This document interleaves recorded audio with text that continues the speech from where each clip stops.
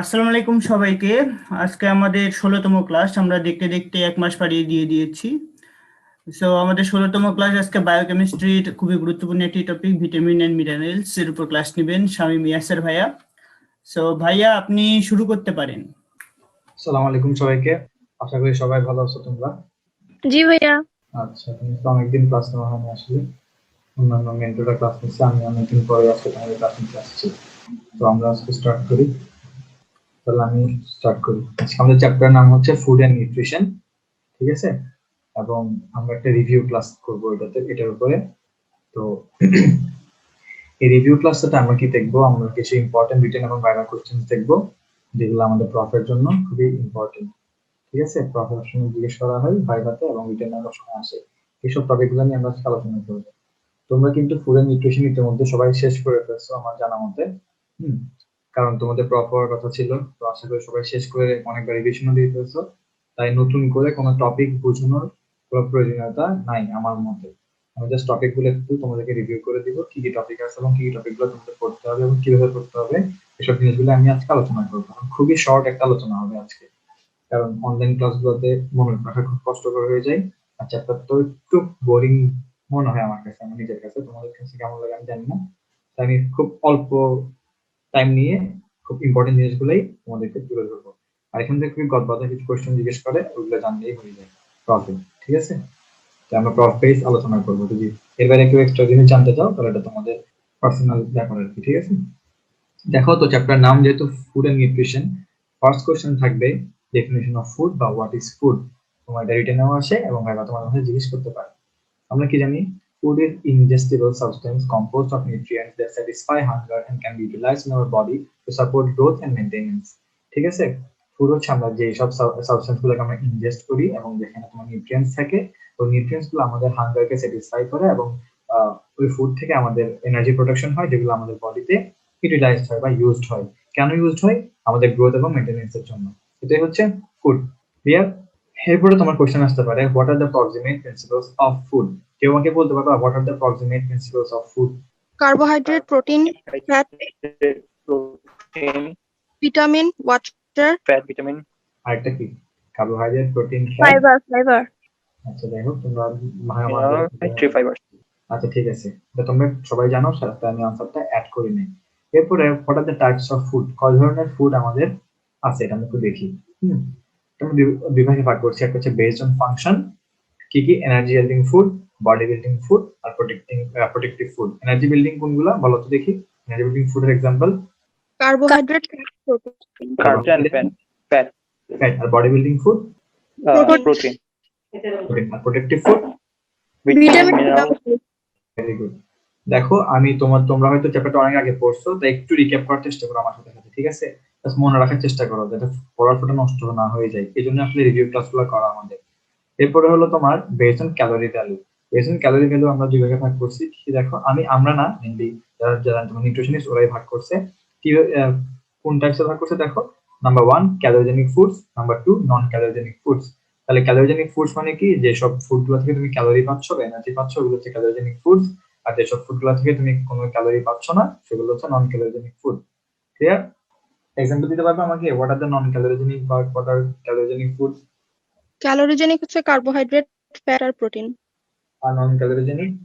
Vitamin আর mineral. আচ্ছা, vitamin বলতে পারো, মিনারেলস বলতে পারো, ডায়েটারি ফাইবারও কিন্তু নন ক্যালোরিজেনিক ফুড, কারণ ওদের কোনো এনার্জি ভ্যালু নাই সেজন্য। ঠিক আছে, এবার আমরা যাই আমাদের নেক্সট টপিকে, নিউট্রিয়েন্ট। হোয়াট ইজ নিউট্রিয়েন্ট বলো তো কেউ একজন?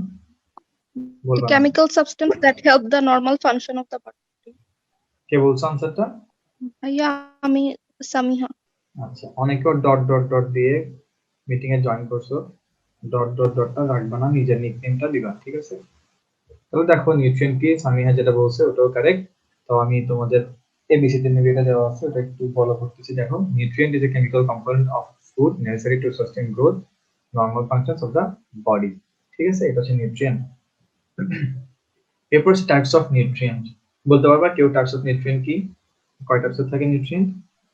Macronutrients and micronutrients. আচ্ছা, আরেকটা টাইপস আছে, বলতে পারবা? একটা হচ্ছে তোমার ডেইলি রিকোয়ারমেন্ট অনুযায়ী ম্যাক্রোনিউট্রিয়েন্ট বা nutritional type. Essential nutrients and non essential nutrients. Very good. তাহলে what are the macronutrients? What is macronutrient? Which are needed in large amount, more than 100 milligram per day. যে সব nutrient গুলা 100 milligram per day থেকে বেশি লাগে ওদের আমরা macronutrient বলি। দ্যাট মিন্স লার্জ অ্যামাউন্ট আমাদের বডিতে লাগে ওই হচ্ছে ম্যাক্রোনিউট্রিয়েন্ট। আর যেসব নিউট্রিয়েন্ট গুলা 100 মিলিগ্রাম থেকে কম লাগে পার ডে ওরাই হচ্ছে ম্যাক্রোনিউট্রিয়েন্ট। এক্সাম্পল দিতে পারবো ম্যাক্রোনিউট্রিয়েন্ট এবং ম্যাক্রোনিউট্রিয়েন্টের কিছু এগুলো ক্লাস 9 10 এ পড়ছিলাম আমরা মেবি। একটা এক্সাম্পল দাও আমাকে। ম্যাক্রোনিউট্রিয়েন্টস হলো কার্বোহাইড্রেট, প্রোটিন, ফ্যাট। ঠিক করে বলো। নিউট্রিয়েন্টস হলো vitamins, micronutrients. Sodium, calcium, phosphorus এগুলো ভুলে গেছো? এগুলো হচ্ছে ম্যাক্রোনিউট্রিয়েন্ট বা ম্যাক্রোমিনারেলস। ঠিক আছে, এবার একটা কোশ্চেন কি ছিল, আরটা কি বলছিলাম? বেসড অন dispensability, মানে হচ্ছে এসেনশিয়াল নিউট্রিয়েন্ট আর non essential nutrient. What are essential nutrients? যেসব নিউট্রিয়েন্ট গুলো আমাদের বডিতে সিনথেসাইজ হতে পারে না, যার ফলে বা সিনথেসাইজ হতে পারে না অথবা ইনসাফিশিয়েন্টলি সিনথেসাইজ হয় বা খুব কম পরিমাণে সিনথেসাইজ হয় এবং আমাদের ওগুলা আলাদা আলাদা করে ডায়েটে ইনটেক করতে হয় বা ডায়েটে অ্যাড করতে হয়, ওটাই হচ্ছে এসেনশিয়াল নিউট্রিয়েন্ট। আর নন এসেনশিয়াল কোনগুলা? নন এসেনশিয়াল নিউট্রিয়েন্ট হচ্ছে সেই নিউট্রিয়েন্ট গুলাই যেগুলো তোমার বডিতে সিনথেসাইজড হয়, যার ফলে তোমার এক্সট্রা করে ডায়েটে ওদেরকে অ্যাড করা লাগে না, এটাই হচ্ছে নন এসেনশিয়াল নিউট্রিয়েন্ট। তোমায় কোশ্চেন করতে পারে, এক্সাম্পল জিজ্ঞেস করতে পারে what are non essential nutrient, what are essential nutrient, তোমরা এগুলো বই থেকে দেখি একটু জেনে নিবা। এবার কোশ্চেন, সবচেয়ে ইম্পর্টেন্ট কোশ্চেন, প্রায় সময় জিজ্ঞেস করা হয়, খুবই common question, essential amino acids কারা কারা? আমি এখানে ছোট করে একটা নেমোনিক দেওয়ার চেষ্টা করছি, পিভিটি টিম, মানে প্রাইভেট টিম হল বলছিলাম আমরা। পি দিয়ে কি বলতো? Phenyl alanine. অ্যালানিন। বি দিয়ে ভ্যালিন। টি দিয়ে ট্রিপ্টোফ্যান। আরেকটা টি দিয়ে থ্রিওনিন। থ্রিওনিন। আই দিয়ে আফরিনের ভয়েস শোনা যাচ্ছে না, একটু জোরে কথা বলবা। আফরিন। এম দিয়ে মিথিলিন। আফরিন নেবি, সুমাইয়া, পর্ণা নেবি, ওর ওয়ার্ড মানে শোনা যাচ্ছে না কথা। এইচ এ দিয়ে থাকবে না, এগুলো আগে ছিল, এখন এগুলো নন এসেনশিয়াল চলে গেছে। আর এল দিয়ে কি হয়? ডাবল এল দিয়ে, দুটো এল দিয়ে লিউসিন, লাইসিন। লাইসিন এবং লিউসিন। ঠিক আছে, ভেরি গুড। এরপরে হচ্ছে এসেনশিয়াল ফ্যাটি অ্যাসিডস কি কি? তিনটা। অল দিয়ে মনে রাখবা, এ ডাবল এল। এ দিয়ে অ্যারাকিডোনিক অ্যাসিড, এল দিয়ে লিনোলেনিক অ্যাসিড, আর আরেকটা হচ্ছে লিনোলিক অ্যাসিড। ঠিক আছে, এ ডাবল এল, অল দিয়ে মনে রাখবা। যে ক্লিয়ার নিউট্রিয়েন্টস? জি ভাইয়া। আচ্ছা, আজকের ক্লাসের জন্য আমি দুজনকে সিলেক্ট করতেছি, যে তোমরা যারা যে দুজন রেসপন্স করতেছো ওরা একটু মনোযোগ দিয়ে রেসপন্স করো। রেসপন্স করো তো ঠিক আছে, কিন্তু তোমরা হচ্ছে ক্লাসের পরে পোস্ট দিবা। ঠিক আছে, যে দুজন রেসপন্স করতেছো ওই দুজনকে মানে আমি ইন্ডিকেট করে বলতেছি, তোমরা ক্লাসের শেষে দুজন ভাগ করে পোস্ট দিবা গ্রুপে। ক্লিয়ার? ক্লিয়ার তো? জি ভাইয়া। আচ্ছা, দেখি আবার পোস্ট দেওয়ার ভয়ে চুপ করে থাকবা না, রেসপন্স করবা সবাই। ঠিক আছে, এরপরে দেখো খুবই ইম্পর্টেন্ট কিছু জিনিস, এগুলো রিটেনের জন্য খুবই ইম্পর্টেন্ট। ভাইবা তোমার আমাদের জিজ্ঞেস করে যে what are the functions of carbohydrate, what are the functions of protein, what are the functions of fat. কেউ একজন আমাকে বলো what are the functions of protein, যেটুকু মনে আছে ওটুকু বলো। Proteins are the fundamental basis of the cell structure. তারপর ভাইয়া অল এনজাইমস, তারপরে হরমোনস, ইমিউনোগ্লোবিন, ট্রান্সপোর্ট ক্যারিয়ার, এগুলো তো প্রোটিন হয় সাধারণত। আর তুমি কোনটা বলছো? প্রোটিনেরটা বলতেছো নাকি কার্বোহাইড্রেটটা বলতেছো? প্রোটিনেরটা বলতেছি ভাইয়া। আচ্ছা, আবার একটু বলো শুরু থেকে। ভাইয়া আমাদের সেল স্ট্রাকচার আর হচ্ছে সেলের ফাংশনস, এগুলো তো মেইনলি মেইনটেইন করে প্রোটিন, ফান্ডামেন্টাল বেসিস হচ্ছে প্রোটিন। তারপরে এনজাইমস, হরমোন, ইমিউনোগ্লোবিনস আর ট্রান্সপোর্ট ক্যারিয়ার, এগুলো প্রোটিন হয়। আর 10 to 15% আমাদের টোটাল বডি এনার্জি এটা প্রোটিন থেকে আসে। আর অসমোটিক প্রেসার মেইনটেইন করে প্রোটিন, ব্লাড ক্লটিং, তারপরে মাসেল কন্ট্রাকশন, এগুলাতে প্রোটিন হেল্প করে। আর বডি টিস্যু হচ্ছে রিপেয়ার করে আর মেইনটেইন করে। আর ল্যাকটেশনে হচ্ছে গিয়ে ল্যাকটেশনের টাইমে মিল্ক ফর্মেশন, এটাও প্রোটিন করে, বাফার হিসাবে কাজ করে আর অ্যাসিড বেস ব্যালেন্স মেইনটেইন করে। আর যখন আমরা হচ্ছে গিয়ে স্টারভেশনে থাকি তখন main source of energy requirement হিসাবে প্রোটিন ইউজ হয়। আর প্রোটিন হচ্ছে গিয়ে ভাইয়া ফিটাল ডেভেলপমেন্টের সময় ডিউরিং প্রেগন্যান্সি তখন আমাদের প্রোটিন দরকার। এটা কোত্থেকে পড়ছো এইসব পয়েন্টগুলা? ভাইয়া এটা সত্যনারায়ণ থেকে পড়ছি। Very good. সত্যনারায়ণ বইটা আমার খুব ভয় লাগে দেখলাম, কখনোই পড়ি নাই, আমি জানি না আসলে কি লিখছে। যাই হোক, তুমি যে পয়েন্টগুলো এটা বলছো অনেক বড়, এটা পড়া যায় না। আমি বইটা কিনে ফার্স্ট দিন মনে হয় শুধু পেজ উল্টাইছিলাম, এই সেকেন্ড দিন থেকে আমি আর কখনো পড়ি নাই। এই বইটা আমার যেরকম ছিল টেবিলে রয়ে গেছিল, ধুলা পড়ে গেছে বইয়ের উপর, কখনোই খুলি নাই। প্রথম দিনই একবারই খুলছিলাম, এরপরে দেখে মনে হচ্ছে এটা আমার জন্য না, আমি পড়তাম না, আমি এবিসি পড়তাম। আর গাইডটা সবাই পরে ওটাই করতাম। যাই হোক, ফাংশন অফ প্রোটিন তুমি যা বলছো তাই ঠিক আছে। তো একটু খেয়াল রাখবা, যখন ভাইবাতে জিজ্ঞেস করবে ফাংশন অফ প্রোটিন কি, এতগুলা ফাংশন বলতে যাবা না।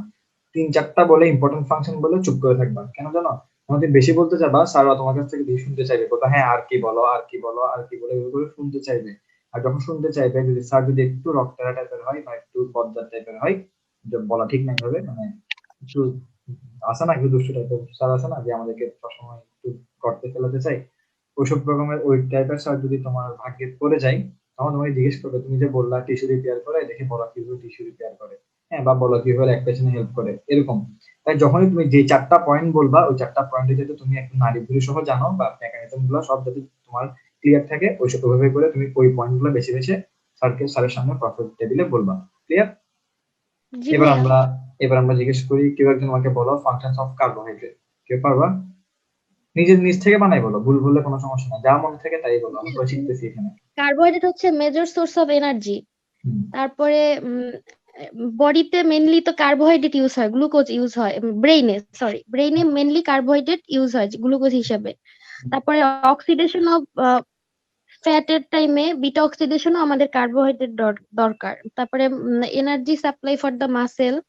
তুমি মেইন আর পয়েন্ট গুলো নন বলো, essential main amino point acids গুলো বলো। আমাদের ব্রেইনে তোমার, মেজর সোর্স অফ এনার্জি। হ্যাঁ, ওটা হচ্ছে মেটাসোসিয়াল এনার্জি, এবং আমাদের ব্রেইনের গ্লুকোজ সাপ্লাই হচ্ছে কার্বোহাইড্রেট। তারপরে তোমার এটা হচ্ছে 60% ক্যালোরি ডিমান্ড কি করে ফুলফিল করে। তারপরে তোমার কিছু এন্ডোজেনাসলি ফ্যাট সিনথেসিস করে, কিছু নন এসেনশিয়াল অ্যাসিড সিনথেসিস করে, সরি নন এসেনশিয়াল অ্যামাইনো অ্যাসিড সিনথেসিস করে, ঠিক না? জি ভাইয়া। এগুলো একটু মানে ইজি যে পয়েন্টগুলোই বলবা। আর কেউ কি অ্যাড করতে চাও কিছু ফাংশন অফ কার্বোহাইড্রেটে? কিটোসিস প্রিভেন্ট করে।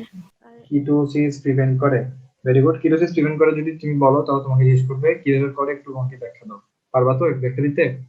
অক্সালোঅ্যাসিটিক অ্যাসিড ফর্মেশন করে, যেটা হচ্ছে টিসিএ সাইকেল মানে চালিয়ে যেতে সাহায্য করে। যাই হোক, যেটাই বলবা যাতে তোমার আনসার গুলো অ্যাকুরেট থাকে, মানে পরবর্তী যদি স্যার তোমাকে গর্তে ফেলতে চাই, তুমি গর্ত থেকে লাফ দিয়ে উঠে যেতে পারো, ওইরকম আনসার করবা, ঠিক আছে? তাই যখন তুমি বলবা প্রিভেন্ট কিটোসিস, তখন তুমি কিটোসিসের মেকানিজমটা যাতে মাথায় থাকে, মাথায় ঠুস করে নিয়ে আসবা এটা, ঠিক আছে? এবার ফাংশন অফ ফ্যাটস, কেউ একজন বলো। তুমি তো অনেকগুলোই বলছো, অন্য একজন বলো। ভাইয়া ফ্যাট সলুবল ভিটামিন গুলো অ্যাবজর্পশনে সাহায্য করে। Very good. এরপর? আর তারপরে ইসেনশিয়াল ফ্যাটি অ্যাসিড প্রোভাইড করে বডিতে। তারপর? ক্যালোরি ডিমান্ড মিট করে না? Palatability of food. Lipoprotein cell membrane ফর্মেশনে হেল্প করে। Very good. এরপরে? তারপর ইনসুলেটর হিসেবে কাজ করে, তারপর শক অ্যাবজর্বার হিসেবে কাজ করে। বলতে পারো। তারপর? ভাইয়া বাইলে সিড বায়োল সল্ট ফর্মেশন হেল্প করে। Very good. এরপর? তারপর বায়োলজিক্যাল মেমব্রেনের কম্পোনেন্ট স্ট্রাকচারাল কম্পোনেন্ট হিসেবে কাজ করে। এরপর? তারপরে লিভারে হচ্ছে গিয়ে ফ্যাট অ্যাকুমুলেশন প্রিভেন্ট করে।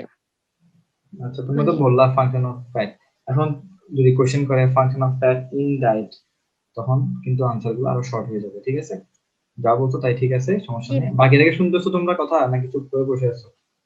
বাকি যারা আছো, উৎপল শুনতেছো? হ্যাঁ ভাইয়া শুনতেছি। বাকিরা শুনতেছো? আমি তো নাম লিখতেছি না, সবাই সবাইকে চিনি না।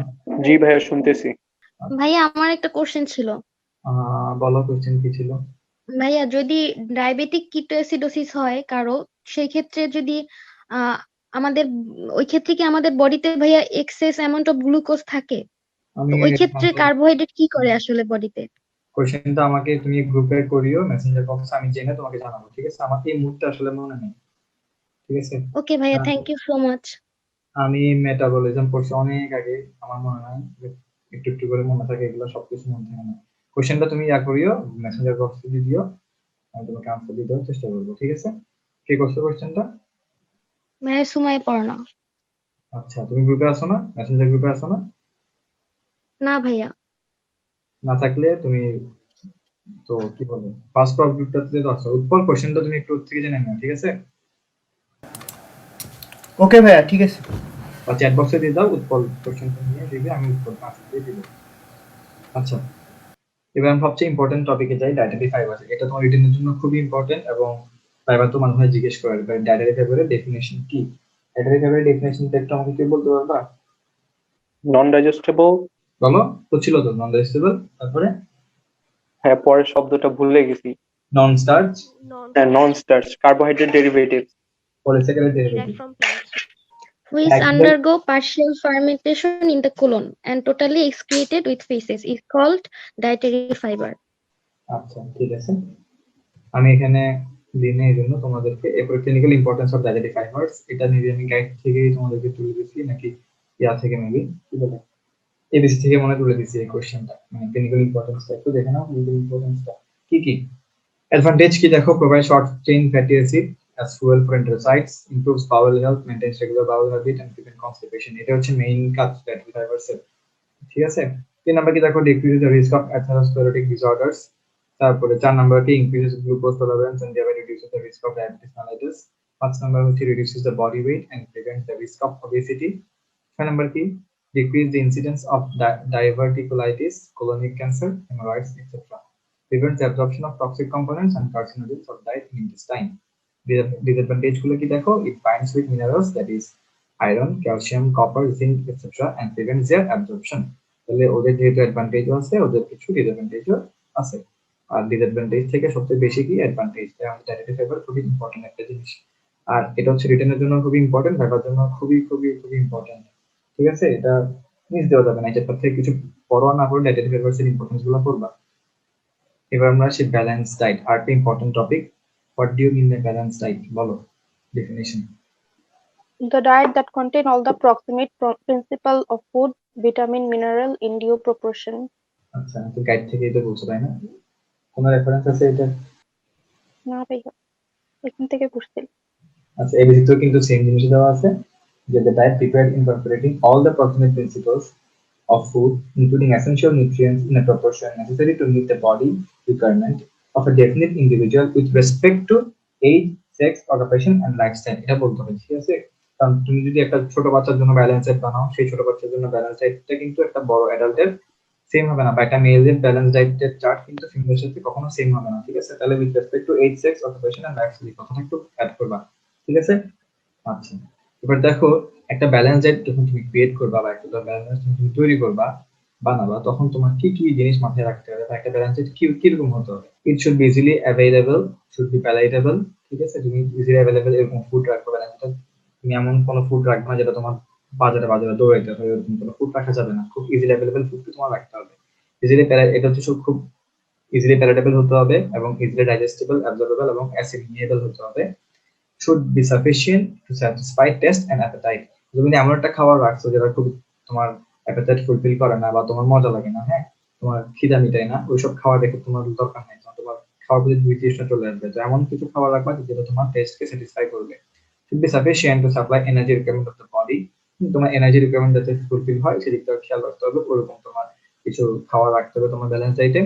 এরপরে হলো should contain all the proximate principles of food in adequate and in proportionate amount। তোমার যে প্রক্সিমেট প্রিন্সিপলস অফ ফুড গুলো কি বলে জানি আমরা, ওগুলো যাতে সবগুলোই থাকে, সবগুলো প্রেজেন্ট থাকে তোমার ডায়েটে। এবং কি প্রেজেন্ট থাকলে হবে না, it should be in adequate and proportional amount.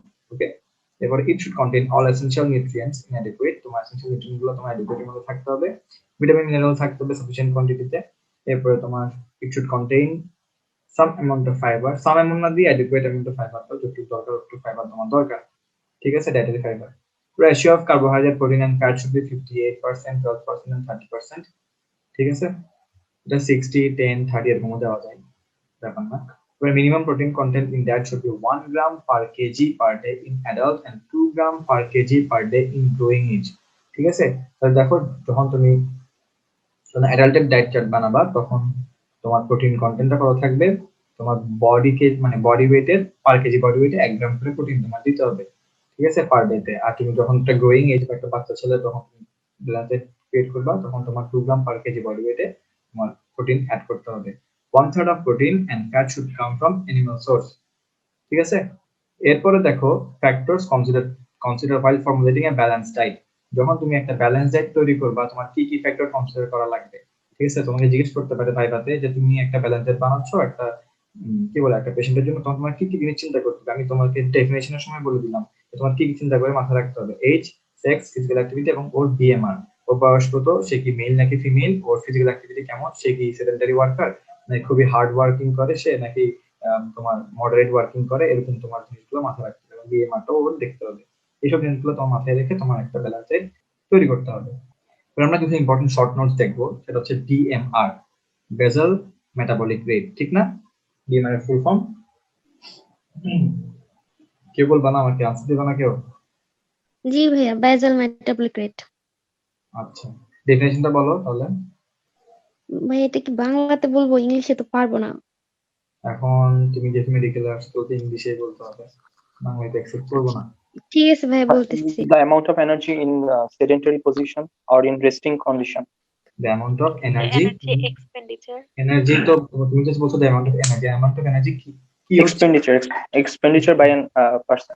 যখন তুমি To ঘুমাচ্ছো, maintain basic এই তো to হ্যাঁ তুমি maintain বলো। basic physiologic function at complete physical and mental rest, lying comfortably awake in a neutral thermal condition or environment, and in the post-absorptive state, that is after the last meal, about 12 to 14 hours, is called BMR or basal metabolic rate.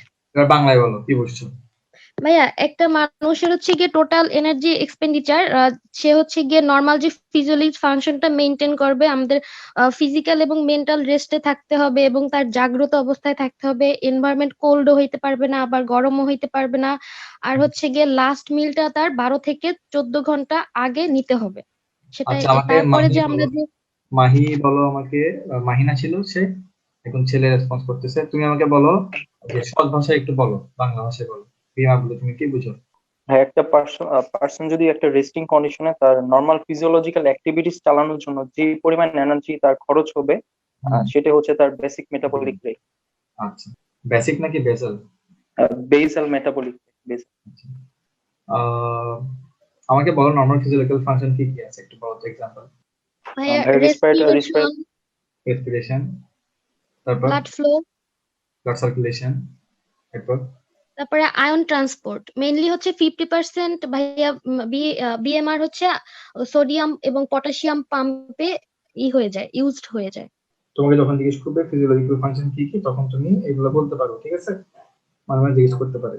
এরপরে তুমি short note লেখার সময় তোমার definition তো বললা, তো normal value আছে না কিছু, বিএমআর এর নর্মাল ভ্যালু আছে না? জি ভাইয়া, মেইলের ক্ষেত্রে হচ্ছে 40 kilo calorie per KG per 40 kilo calorie per metre square of the body surface, আর ফিমেলের ক্ষেত্রে 37। আচ্ছা, নর্মাল ভ্যালুগুলো দিবা, এরপরে তোমার ফ্যাক্টরস এফেক্টিং বিএমআর দিবা, বিএমআর ইম্পর্টেন্স দিবা, প্রিকন্ডিশন ফর মেজারিং বিএমআর, এইসব জিনিসগুলো শর্ট নোটে অ্যাড করবা, তাহলে তোমার ভালো একটা নাম্বার পাওয়ার পসিবিলিটি আছে। হ্যাঁ, তো আমরা বিএমআর শেষ করলাম। এবার আমরা সেই কম্পোনেন্টস অফ এনার্জি এক্সপেন্ডিচার, তুমি এনার্জি এক্সপেন্ডিচার যে হচ্ছে তোমার কি কি কি কি উপায়ে হচ্ছে বা কি কম্পোনেন্ট দিয়ে হচ্ছে, সেটা মাপার জন্য কিছু তোমার সিস্টেম আছে, তারা হচ্ছে বিএমআর, এসডিএ মানে স্পেসিফিক ডাইনামিক অ্যাকশন, আর হচ্ছে ফিজিক্যাল অ্যাক্টিভিটি। এই তিনটার মাধ্যমে তোমার এনার্জিগুলো খরচ হয়, যেসব এনার্জিগুলো আমরা খাওয়া থেকে পাই, ঠিক আছে? এটা আমরা জিজ্ঞেস করতে পারে। এরপর হচ্ছে আরেকটা শর্ট নোটস আসতে পারে এখান থেকে, বিএমআর তো বললাম, এসডিএ স্পেসিফিক ডাইনামিক অ্যাকশন, এর ডেফিনেশন জিজ্ঞেস করতে পারে, এটা কজ এবং সিগনিফিকেন্স। এটা তোমার ভাইভাতেও মাঝে মাঝে জিজ্ঞেস করে, what do mean by SDA, SDA বলতে কি বুঝো, এটা তোমার সিগনিফিকেন্স কি, কেন লাগে, এটা জিজ্ঞেস করতে পারে। আর রিটেনের জন্য যদি আসে তখন তোমরা ডেফিনেশন, কজ এবং সিগনিফিকেন্স এই তিনটা জিনিস অ্যাড করে দিবা, ঠিক আছে? এসডিএ ডেফিনেশন কেউ বলতে পারবে আমাকে? একজন বলো এসডিএ ডেফিনেশনটা কি? ভাইয়া, specific dynamic action of the food is the energy expenditure to digest, absorb and assimilate the food. মানে হচ্ছে তুমি যখন একটা ফুড ইনটেক করবা, ওটা ডাইজেস্ট করার জন্য বা এটা মেটাবলিজম হওয়ার জন্য এবং ওটা যে ডিস্ট্রিবিউশন হবে, এইসব জিনিস করার জন্য যে এনার্জিটা খরচ হবে, সেটা হচ্ছে স্পেসিফিক ডাইনামিক অ্যাকশন অথবা এসডিএ। ক্লিয়ার? এটার কজ গুলো একটু বলো তো আমাকে, বা সিগনিফিকেন্স গুলো বলো, পারবা? পড়ো না এগুলা, গাইডে দেওয়া আছে তো এগুলা, এসডিএ তো খুব ইম্পর্টেন্ট জিনিস, তো লাগবে। পারবো না কেউ? চেষ্টা করো। ভাইয়া, SDO প্রোটিন হচ্ছে গিয়ে energy for deamination, urea synthesis, protein synthesis, এগুলোর জন্য হচ্ছে এটার কজ প্রোটিনের। আর ফ্যাটেরটা হচ্ছে স্টোরেজ, মোবিলাইজেশন, অক্সিডেশন, বাট কার্বোহাইড্রেটটা ভুলে গেছি। কার্বোহাইড্রেট হচ্ছে তোমার SDF carbohydrate is attributed to the energy expenditure for the conversion of glucose to glycogen. That means glucose to glycogen যখন কনভার্ট করবা তখনই তোমার এনার্জি এক্সপেন্ডিচার হবে, ওটা হচ্ছে SDF carbohydrate, ঠিক আছে? সিগনিফিকেন্স আচ্ছা তোমরা দেখে নিও, আমি আর বেশি তোমাদেরকে পেইন দিব না। আমরা একটু নেক্সট টপিকে মুভ অন করি। এটা হচ্ছে ডায়েটারি রেফারেন্স ইনটেক। জানো তো ডায়েটারি রেফারেন্স ইনটেক মানে কি? সুন্দর করে ডেফিনেশন দেওয়া আছে আমাদের বইয়ে। আরো বলো ডায়েটারি রেফারেন্স কি বলে? ডায়েটারি রেফারেন্স ইনটেক কি জিনিস? বলো, বলবো না কেউ? মানে ভাই যতটুকু অ্যামাউন্ট নিউট্রিয়েন্ট যে কোনো কি বলে, ঠিক আছে, তো বলো। যে কোনো ডেফিসিয়েন্সি প্রিভেন্ট করার জন্য যতটুকু নিউট্রিয়েন্ট দরকার হয়। এটা হচ্ছে ডায়েটারি রেফারেন্স ইনটেক, এটা ইংরেজিতে বলতে হবে, ঠিক আছে? ব্যাপারটা বললে জিজ্ঞেস করে। আচ্ছা, নেক্সট টপিক আমাদের কি রাখছে? আচ্ছা, components of dietary reference intake. কি কি কম্পোনেন্টস আছে দেখো। EAR, estimated average requirement. এরপর হচ্ছে RDA, রিকোয়ার্ড ডায়েটারি অ্যালাউন্স। এরপরে হচ্ছে তোমার AI, মানে হচ্ছে অ্যাডিকুয়েট ইনটেক, টলারেবল আপার ইনটেক লেভেল। চারটা কম্পোনেন্টস থাকে DRI এর, ঠিক আছে? তোমার ডায়েটারি রেফারেন্স ইনটেক নিয়ে কিছু শর্ট নোট আছে, তখন তোমরা এগুলো দিয়ে দিবা। EAR কি, ERDA কি, AI কি, টলারেবল আপার ইনটেক লেভেল কি, একটু ছোট ছোট করে নিজের মতো করে বুঝাই লিখে দিবা। এই চারটা কম্পোনেন্টের মধ্যে সবচেয়ে ইম্পর্টেন্ট কম্পোনেন্ট হচ্ছে RDA, required dietary recommended dietary allowance, ঠিক আছে? এটা খুবই ইম্পর্টেন্ট, এটাতে কিন্তু তোমার ভাইভাতে জিজ্ঞেস করে এবং রিটেনের জন্য খুবই ইম্পর্টেন্ট একটা কোশ্চেন। What is RDA বা recommended dietary allowance? Quantities of the nutrients to be provided in the diet for maintaining good health and physical efficiency of the body. এটাই হচ্ছে RDA, মানে কতটুকু পরিমাণ তোমার নিউট্রিয়েন্ট দিতে হবে তোমার বডিতে বা তোমার ডায়েটে, তো যাতে তোমার বডিটা গুড হেলথে থাকে এবং তোমার ফিজিক্যাল এফিসিয়েন্সিটা তুমি মেইনটেইন করতে পারো, সেটা হচ্ছে RDA। দেখো ফ্যাক্টরস এফেক্টিং RDA, কিছু ফ্যাক্টর কাজ করে RDA তে। তো সবার তো সেম কোয়ান্টিটি নিউট্রিয়েন্ট লাগে না, ঠিক আছে? সব বয়সী মানুষের তো আর সেম কোয়ান্টিটি তোমার সেম কোয়ান্টিটি লাগবে না, সেজন্য এই হচ্ছে একটা ফ্যাক্টর যেটা RDA কে এফেক্ট করে। আর হচ্ছে তোমার জেন্ডার হচ্ছে একটা ফ্যাক্টর, যেটা তোমার মেল ফিমেলের ক্ষেত্রে RDA টা ডিফার করবে। মেলের ক্ষেত্রে RDA টা একটু বেশি হয়, এবং প্রেগন্যান্সি এবং ল্যাকটেটিং এর ক্ষেত্রে RDA টা একটু বেশি লাগে, যেহেতু ওদের এক্সট্রা করে কিছু এক্সট্রা ফিজিওলজিক্যাল অ্যাক্টিভিটিস ওদের করতে হয় এজন্য, ঠিক আছে? তাহলে দেখো আরেকটা ইম্পর্টেন্ট শর্ট নোট হচ্ছে BMI। What is the full form of BMI? Body mass index. Body mass index. আচ্ছা, ভেরি গুড। ডেফিনেশন তো আসলে নাই, মানে তোমার একটা ফর্মুলা কাজ লিখতে হয়। ফর্মুলাটা কি মনে আছে তোমাদের? বলো তো একটু। Body weight in Weight by K G height divided meter by square. Height in meter square.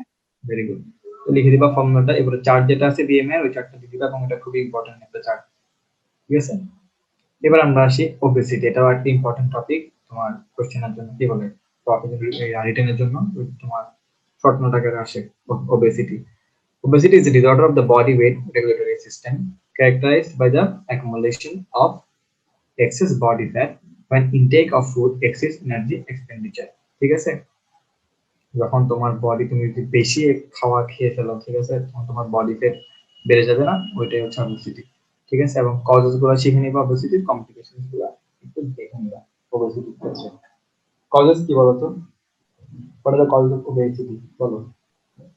Genetic factor কাজ করে এখানে, এনভায়রনমেন্টাল ফ্যাক্টর কাজ করে, তারপরে কেউ যদি ফিজিক্যাল অ্যাক্টিভিটি না করে, একদমই ফিজিক্যাল এক্সারসাইজ না করে, তারপরে এন্ডোক্রাইন কজের ক্ষেত্রে যেমন হাইপোথাইরয়েডিজম, হাইপারথাইরয়েডিজম, কুশিং সিনড্রোম, তারপরে মেটাবলিক ডিসঅর্ডারের ক্ষেত্রে হয়। আবার ড্রাগস ইনডিউসড, কেউ যদি ড্রাগস নেয় তার ক্ষেত্রেও অবেসিটির শিকার হতে পারে।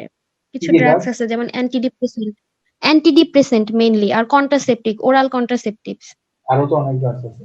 স্টেরয়েডস নাম শুনছো? আর কি বলি? বডি বিল্ডারের হ্যাঁ, জন্য, স্টেরয়েড। বডি ফুলানোর জন্য। আচ্ছা, কি কি কমপ্লিকেশন হতে পারে? Cardiovascular disease. Cardiovascular disease, for example কি কি এক্সাম্পল দাও? হাইপারটেনশন হইতে পারে ভাইয়া, মেইনলি হাইপারটেনশন হয়, তারপরে ইসচেমিক হার্ট ডিজিজ হইতে পারে, আর একদম সিভিয়ার পর্যায়ে গেলে ভাইয়া স্ট্রোক করতে পারে, হার্ট ফেইলিউরও হইতে পারে। আচ্ছা, তারপরে পালমোনারি কমপ্লিকেশন কি কি হতে পারে? সামিয়া, ডায়াবেটিস মেলাইটাস হতে পারে। সামিয়া বলো। হ্যাঁ, অ্যাজমা হয় ভাইয়া, পালমোনারি পালমোনারি কমপ্লিকেশনে কমপ্লিকেশন অ্যাজমা হয়। পালমোনারি অ্যাজমা হয় ভাইয়া। এরপর অ্যাজমা অথবা ডিজঅ্যাপনিয়া। ডিজেপনিয়া, ডিজনিয়া বলে থাকে, ঠিক আছে? ডিজনিয়া। এরপরে এরপরে অবস্ট্রাকটিভ স্লিপ অ্যাপনিয়া, এইটাই তো, আর কি ভাইয়া, আর তো জানি না সুমাইয়া পূর্ণার সামনে হয়তো এবিসি খোলা আছে, তাই না? ভাইয়া। আমার নোট খোলা আছে আমার কাছে। আচ্ছা, যাক, তোমার নোটটা তাহলে এবিসি থেকে কপি করে লিখছো, ভালো, মাশাআল্লাহ। আচ্ছা, তাহলে আমরা নেক্সট টপিকে মুভ অন করি। Common nutritional disorder. বাট ভাইয়া এটা আমি পড়ছি। হ্যাঁ, পড়ছো তো, নোট করলে তো পড়বে অবশ্যই, এটা ভালো দিক, নোট করে পড়বা সবসময়। দেখো, একটা কমন নিউট্রিশনাল ডিসঅর্ডার, সেটা সবচেয়ে কমন একটা কোশ্চেন। মানে আমাদের বাংলাদেশে কি কি নিউট্রিশনাল ডিসঅর্ডারস থাকে একটু বলো, সারা শুনতে চাই যে বলো তো দেখি what are the common nutritional disorders of Bangladesh. তখন তুমি কি বলবে? নিউট্রিশনাল অ্যানিমিয়া, তারপর কোয়াশিয়ার, প্রোটিন অ্যালার্জি, ম্যালনিউট্রিশন। ফার্স্টে বলবা প্রোটিন এনার্জি ম্যালনিউট্রিশন, এটার মধ্যে পড়া হচ্ছে কোয়াশিয়রকর এবং ম্যালাসমাস, ঠিক আছে। এরপর হচ্ছে নিউট্রিশনাল অ্যানিমিয়া বলতে পারো, বাইরের ডেফিসিয়েন্সি ম্যাগনেসিক অ্যানিমিয়া এগুলা। এবার নাইট ব্লাইন্ডনেস থাকে, আয়রন ডেফিসিয়েন্সি ডিসঅর্ডার থাকে, সাপোজ গয়টার। তারপরে তোমার কিছু লিকেটস থাকে, তারপরে ওবেসিটি তো বলতেই পারো, খুবই কমন, এটা জিনিসগুলো একটু বলবো আর কি, ঠিক আছে। এরপরে যখন তুমি বলবা যে তোমার কি বলে প্রোটিন এনার্জি ম্যালনিউট্রিশন যখন বলবা, তখন তোমার স্যার বলবে হ্যাঁ বলো কি কি, what is kwashiorkor, what is marasmus, তারপর দুটো ডিফারেন্স জিজ্ঞেস করতে চাইবে, তারপর আরো কি কি আছে না, মেরাস কি কোয়াশিয়র, মেরাসমিক কোয়াশিয়রকর কি জানি টাইপস আছে, তোগুলো একটু জেনে নিবা। এবার হচ্ছে what is malnutrition and its types. Malnutrition কি জিনিস বলো তো? Insufficient supply of nutrients. শুধু ইনসাফিশিয়েন্ট বললে হবে? ইনঅ্যাডিকুয়েট। প্রপোর্শনেট। যদি বেশি হয়ে যায় তখন হবে না? হ্যাঁ ভাই, বেশি হয়ে গেলেও হবে। তাহলে বেশি হোক বা কম হোক, ঠিক আছে। ইনসাফিশিয়েন্ট হোক বা ওভার সাফিসিয়েন্ট হলেও তোমার ম্যালনিউট্রিশন হবে। তাহলে এগুলো তোমরা একটু বইয়ের মতো করে সুন্দর করে ডেফিনেশন গুলো জেনে নিবা। এবার টাইপস গুলো কি, টাইপস গুলো একটু জানবা। বলতো টাইপস গুলো কি একটু আমাকে একটু বলো, তাহলে তোমাদের মনে থাকবে। আন্ডার নিউট্রিশন আর ওভার নিউট্রিশন। কিছু এক্সাম্পল দাও। আন্ডার নিউট্রিশন হচ্ছে প্রোটিন এনার্জি ম্যালনিউট্রিশন, তারপরে আর ওভার নিউট্রিশন হচ্ছে ওবেসিটি। তা কেউ একজন বলতে চাইছিল, কেউ অন্য কেউ বলবা, অন্য কেউ একজন বলতে চাইছিল হয়তো, বলবা কেউ? আমি নামগুলো জিজ্ঞেস করবো। এটাই বলতাম। আচ্ছা ঠিক আছে। আচ্ছা আমাকে আমি নাম দেখে জিজ্ঞেস করি, একজন ছেলেকে জিজ্ঞেস করি, আব্দুল্লাহ মুসাইব, তুমি ক্লাস করতেছো? মুসাইব ক্লাস করতেছো? ভেরি গুড, শুনতেছো তো তাই না? আচ্ছা এরপরে দেখো একটু পপ আপ করছে একটা জিনিস, হচ্ছে পিএম, প্রোটিন এনার্জি ম্যালনিউট্রিশন। এটা খুব ইম্পর্টেন্ট শর্ট নোট হিসেবে, এটা একটু তোমরা জেনে নিবা। আমি এখন তোমাদেরকে আর একটু মানে ডিটেইলসে পড়াচ্ছি না, যেহেতু আমার ক্লাস প্রায় শেষ পর্যায়ে। হ্যাঁ আমি জাস্ট একটু তোমাকে ওভারভিউ করে দিব, ঠিক আছে। আচ্ছা পাঠা খুব ছোট, এত টেনশন নেওয়ার কোনো কারণ নেই। তারপর কোয়াশিয়রকর নিয়ে তোমরা একটু জানবা, তারপরে ম্যারাসমাস নিয়ে একটু জানতে হবে তোমাদের। এবার ডিফারেন্স বিটুইন কোয়াশিয়রকর এবং ম্যারাসমাস। দেখো কোয়াশিয়রকর এবং ম্যারাসমাসের ডেফিনেশন গুলো খুবই ইম্পর্টেন্ট। তারপর পিএম এর ডেফিনেশন এগুলো কিন্তু খুবই ফ্রিকোয়েন্টলি ভাইভাতে জিজ্ঞেস করে। What do you mean by P M, protein energy malnutrition, সুন্দর একটা ডেফিনেশন আছে, এটা একটু সুন্দর করে বলবা, ঠিক আছে। তারপর কোয়াশিয়রকর ডেফিনেশন, ম্যারাসমাসের ডেফিনেশন এগুলো ফ্রিকোয়েন্টলি জিজ্ঞেস করে ভাইভাতে, তাই এগুলো মিস করা যাবে না, ঠিক আছে। এই যে আমি এই এখন যেগুলো লিখলাম, কমন নিউট্রিশনাল ডিসঅর্ডারস থেকে শুরু করে common nutritional disorders, malnutrition types, PEM, kwashiorkor, marasmus, difference between kwashiorkor and marasmus, এগুলো হচ্ছে তোমার খুবই ইম্পর্টেন্ট, ঠিক আছে ভাইবার জন্য।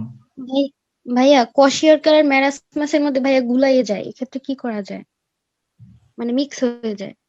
মিক্স না করার কোনো টেকনিক আমি আসলে আবিষ্কার করি নাই। আমি ম্যারাসমাস মনে করতাম হচ্ছে ম্যারা, ঠিক আছে, যেগুলো শুকনা থাকে এগুলোকে ম্যারাসমাস বলতাম। আর kwashiorkor কি জানি মনে রাখছিলাম, আমি ভুলে গেছি এখন। নিজের মতো করে একটু টেকনিক বানানি, বা আমার আসলে মনে নেই কি টেকনিক দিয়ে মনে রাখছিলাম বা আমি কিভাবে মনে রাখছিলাম। কেউ কি জানো টেকনিক গুলা মনে রাখার, গুলাই না ফেলার টেকনিক? কেউ থাকলে শেয়ার করতে পারো সবার সাথে। সময় কিছু একটা বলতে চাচ্ছি, বলো।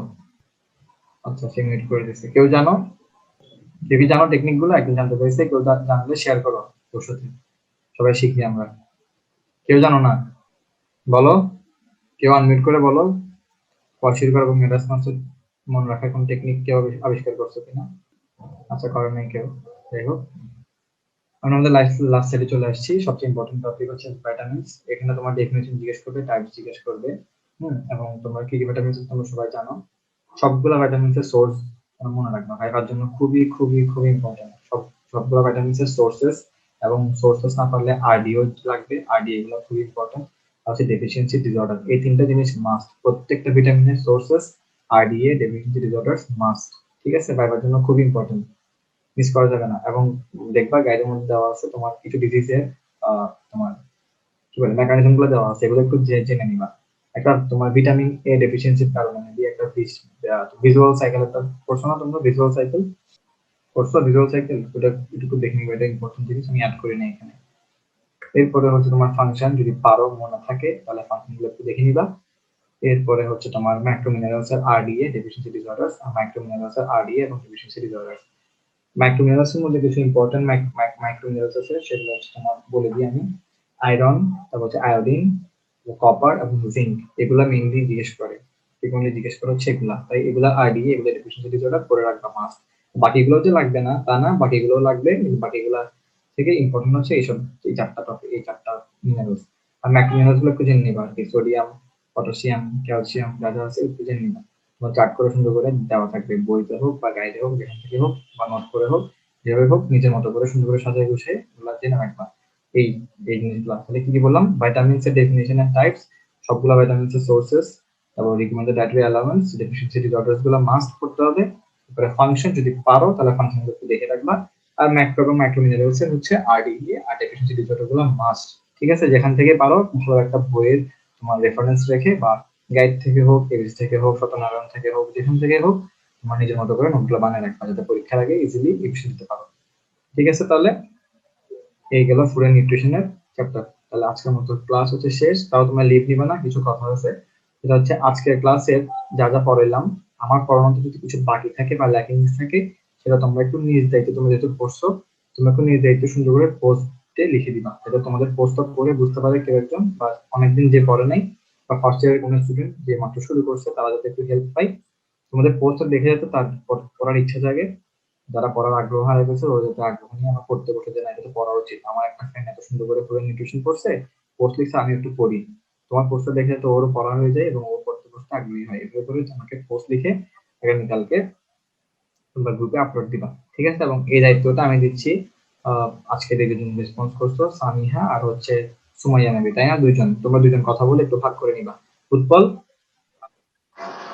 ভাইয়া সরি ভাইয়া, ভাইয়া আমি হাতে ব্যথা পাইছিলাম, অ্যাক্সিডেন্ট করছিলাম, সো আমি আসলে ডান হাতটা ইউজ করতে কষ্ট হয়।